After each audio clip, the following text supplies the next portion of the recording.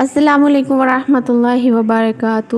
حج کا مہینہ ہمارے درمیان رائز ہونے والا ہے، تو آئیے آج سے ہم حج کے متعلق اچھی اچھی نیتیں سنتے ہیں، حکایتیں سنتے ہیں، حدیثیں سنتے ہیں اور حج کرنے کی وہ تمام باتیں جانتے ہیں جو کہ ہمیں فرض ہیں، ہمیں سیکھنی چاہیے، اور اگر ہم اس کو سیکھ کر نہیں جائیں گے تو ہمارا حج ضائع ہو جانے کی اندیشہ ہے۔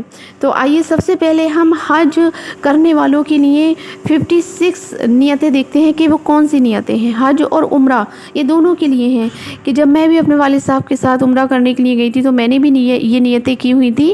آپ لوگوں کو بھی میں بتاتی ہوں کہ آپ لوگ بھی یہ نیت کریں، انشاءاللہ اللہ تبارک تعالی ہمارے دلوں کے حال جانتا ہے، اور حضور سرور کائنات صلی اللہ تعالی علیہ وآلہ وسلم کا فرمان علی شان ہے کہ نیت المؤمن خیر من عملہ، کہ مسلمان کی نیت اس کے عمل سے بہتر ہے۔ انشاءاللہ اگر ہماری نیت اچھی ہوگی تو ہمیں جنت میں داخلہ مل جائے گا انشاءاللہ عز و جل۔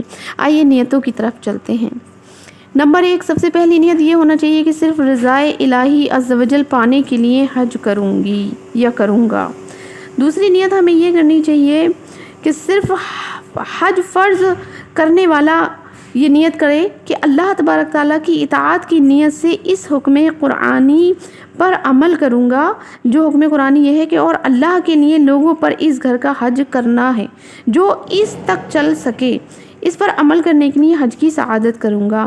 نمبر 3، حضور سرور کائنات صلی اللہ تعالیٰ علیہ وآلہ وسلم کی پیروی میں حج کروں گا، ماں باپ کی رضامندی لے لوں گا یا لے لوں گی، جو بھی ہیں وہ اپنے اسے نیت کر سکتے ہیں۔ عمرہ یا نفلی حج کے لیے والدین سے اجازت لیے بغیر سفر نہ کریں، یہ بات بالکل غلط مشہور ہے کہ جب تک والدین نے حج نہیں کیا اولاد بھی حج نہیں کر سکتی، یہ بالکل جائز نہیں ہے۔ مال حلال سے حج کروں گی، اگرچہ فرض اتر جائے گا، اگر اپنے مال میں کچھ شبہ ہو تو قرض لے کر حج کو جائیں اور وہ قرض اپنے اسی مشکوک مال سے ادا کر دیں۔ سفر حج کی خریداریوں میں بھاؤ کم کروانے سے بچوں گا۔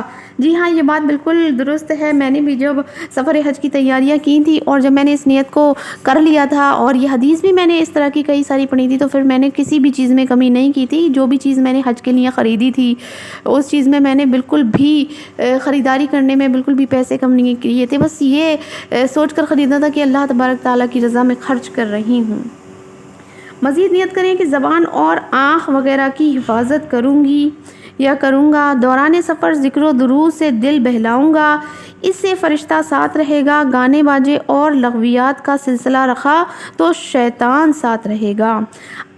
اپنے لیے اور تمام مسلمانوں کے لیے دعا کرتی رہوں گی یا کرتا رہوں گا، سب کے ساتھ اچھی گفتگو کروں گا اور حسب حیثیت مسلمانوں کو کھانا کھلاؤں گا۔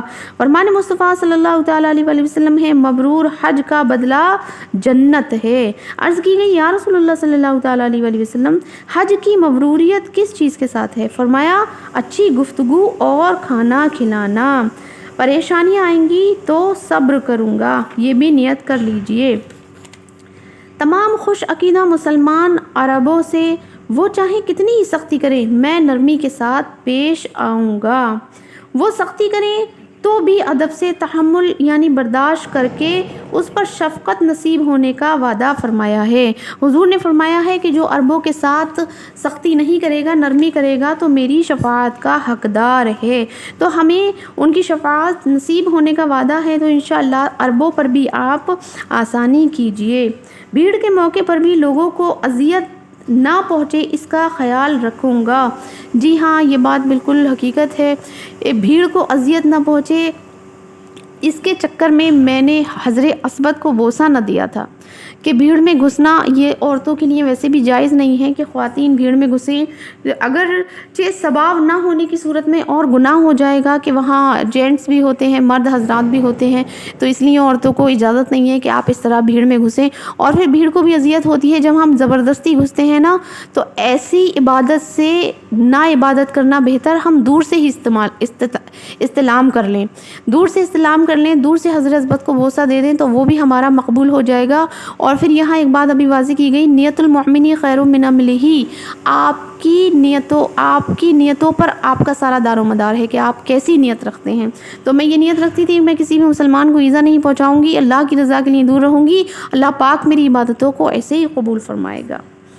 آگے چلتے ہیں، مسلمانوں پر انفرادی کوشش کرتے ہوئے نیکی کی دعوت دے کر ثواب کماؤں گا۔ مثلا نماز پڑھنے جا رہے ہیں، کسی سے کہہ دیا چلے نماز پڑھتے ہیں، یا کوئی غفلت میں ہے تو اسے بیدار کر دیا، اس طرح کی، تہجد پڑھ رہے ہیں تو کسی کو اٹھا دیا، اس طرح کی بہت ساری نیکیاں وہاں آپ کو ملیں گی جو کر سکتے ہیں۔ سفر کی سنتیں اور آداب حتی الامکان تک خیال رکھوں گا۔ احرام میں لبیک کی خوب کثرت کروں گا۔ جی ہاں، یہ مت بھولیے گا، لبیک کی کثرت ضرور رکھیے گا، بس ایک لبیک ہی ہے جو آپ کے دل کو ڈھارس بندھائے رکھے گا۔ کعبہ مشرفہ زادہ اللہ شرفا و تعظیمہ پر پہلی نظر پڑتے ہی درود پاک پڑھ کر دعا مانگوں گا۔ آپ سب سے میری التجا ہے، جتنے بھی مجھے سن رہے ہیں، جب آپ دعا مانگیں نا، جب کعبہ معظمہ پر پہلی نظر پڑیں تو مجھ گناہ گار بدکار اسی شعار کو بھی یاد رکھیں کہ اللہ تبارک تعالیٰ میرا خاتمہ ایمان بالخیر کے ساتھ عطا فرمائے، اور مجھے مدینہ منورہ جنت البقیع میں 2 گز زمین عطا فرمائے، موت کے وقت سرکار کے جلوے عطا فرمائے۔ بس مجھ گناہگار کی یہی دعا ہے، تو میرے حق میں بھی دعا کیجیے گا اگر آپ کو اللہ تبارک تعالیٰ اپنے گھر کا حاجی بنائے۔ ویسے میں آپ سب کو دعا دیتی ہوں، اللہ تبارک تعالیٰ آپ سب کو اپنے گھر کا حاجی و نمازی بنائے انشاءاللہ عز و جل۔ جب آب زمزم پیوں گا، ادائے سنت کی نیت سے قبلہ رو کھڑے ہو کر بسم اللہ پڑھ کر چوس کر 3 سانس میں پیٹ بھر کر پیوں گا، پھر دعا مانگوں گا کہ وقت قبول ہے۔ فرمان مصطفیٰ صلی اللہ تعالیٰ علیہ وسلم ہے، ہم میں اور منافقوں میں یہ فرق ہے کہ وہ زمزم خوب یعنی پیٹ بھر کر نہیں پیتے۔ ملتزم سے لپٹتے وقت یہ نیت کیجیے کہ محبت اور شوق کے ساتھ کعبہ اور رب کعبہ عز و جل کو قرب حاصل کر رہا ہوں اور اس کے تعلق سے برکت پا رہا ہوں۔ اس وقت یہ امید رکھیے کہ بدن کا ہر وہ حصہ جو کعبہ مشرفہ سے مس ہوگا جہنم سے آزاد کر دیا جائے گا انشاءاللہ عز و جل۔ غلاف کعبہ سے چمٹتے وقت یہ نیت کیجیے کہ مغفرت و عافیت کے سوال میں اصرار کر رہا ہوں، جیسے کوئی خطا کار اس شخص کے کپڑا سے لپٹ کر گڑ گڑاتا ہے جس کا وہ مجرم ہے، اور خوب عاجزی کرتا ہے کہ جب تک اپنے جرم کی معافی اور آئندہ کے امن و سلامتی کی ضمانت نہیں ملے گی دامن نہیں چھوڑوں گا۔ غلاف کعبہ وغیرہ پر لوگ کافی خوشبو لگاتے ہیں، لہٰذا احترام کی حالت میں احتیاط کیجیے۔ رمیے جمرات میں حضرت سیدنا ابراہیم خلیل اللہ علیہ نبینا صلی وسلم کی مشابہت یعنی موافقت اور سرکار مدینہ صلی اللہ تعالیٰ علیہ وسلم کی سنت پر عمل، شیطان کو رسوا کر کے مار بھگانے اور خواہشات نفسانی کو رزم یعنی سنگسار کرنے کی نیت کیجیے۔ حکایت سنیے کہ حضرت سیدنا جنید بغدادی علیہ رحمۃ اللہ الحادی نے ایک حاجی سے پوچھا کہ تو نے رمائے کے وقت نفسانی خواہشات کو کنکریاں ماری یا نہیں؟ اس نے جواب دیا نہیں۔ فرمایا تو پھر تو نے رمائے کی ہی نہیں، یعنی رمے کا حق پورا نہیں کیا۔ طواف اور سعی میں لوگوں کو دھکا دینے سے بچتا رہوں گا، یہ بھی نیت کر لیجئے۔ مکہ مکرمہ اور مدینہ منورہ کی یادگار مبارک مقامات کی زیارت کروں گا، سعادت سمجھتے ہوئے بنیت ثواب مدینہ منورہ کی زیارت کروں گا۔ سرکار مدینہ صلی اللہ تعالیٰ علیہ وسلم کے دربار گوہر بار کی پہلی حاضری سے قبل غسل کروں گا، نیا سفید لباس، سر پر نیا سربند یا ٹوپی، نیا امامہ شریف باندھوں گا، سرما اور عمدہ خوشبو لگاؤں گا، اور اس عالی شان سے نئے کپڑے پہن کر نیا ہر چیز نئی لے کر بارگاہ رسالت صلی اللہ تعالیٰ علیہ وسلم میں حاضری دوں گا۔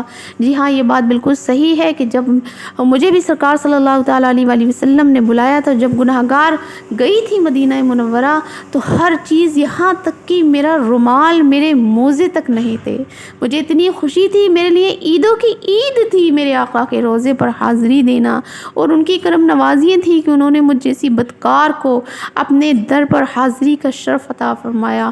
تو میں نے، میرے والد صاحب نے، ہم نے نئے کپڑے پہنے، ہر چیز نئی، تسبیح نئی، رومال نیا، موزے، ہر چیز ہم نے نئی لی، اور پھر ہم روزہ رکھ کر بارگاہ رسالت صلی اللہ تعالیٰ علیہ وسلم میں حاضر ہوئے تھے۔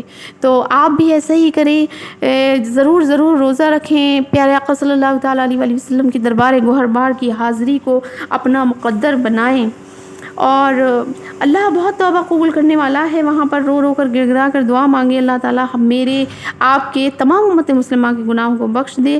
اگر بس میں ہوا تو اپنے محسن و غمگسار آقا کی بارگاہ بے کس پناہ میں اس طرح حاضر ہوں گا کہ جس طرح ایک بھاگا ہوا غلام اپنے آقا کی بارگاہ میں لرزتا، کانپتا، آنسو بہاتا حاضر ہوتا ہے۔ ایک حکایت میں آپ کو سناتی ہوں، ویڈیو لمبی ہو رہی ہے لیکن کوئی بات نہیں، آپ کو بھی ثواب زیادہ ملے گا۔ حضرت سیدنا امام مالک علیہ رحمۃ اللہ الخالق جب سید عالم صلی اللہ تعالیٰ علیہ وسلم کا ذکر کرتے تو رنگ ان کا بدل جاتا اور جھک جاتے۔ حکایت ہے، فرماتے ہیں کہ میں جن حضرات سے روایت کرتا ہوں وہ ان سب سے افضل ہیں، تو اس وجہ سے میرا رنگ بدل جاتا ہے جب میں ان کا ذکر کرتا ہوں۔ انشاءاللہ آگے کی ویڈیو میں آگے کا بیان دیتی ہوں، آپ کو بتاتی ہوں کہ کیا کیا ہمیں حج کے دوران کرنا چاہیے۔ دعاؤں میں یاد رکھیے گا۔ اللہ حافظ۔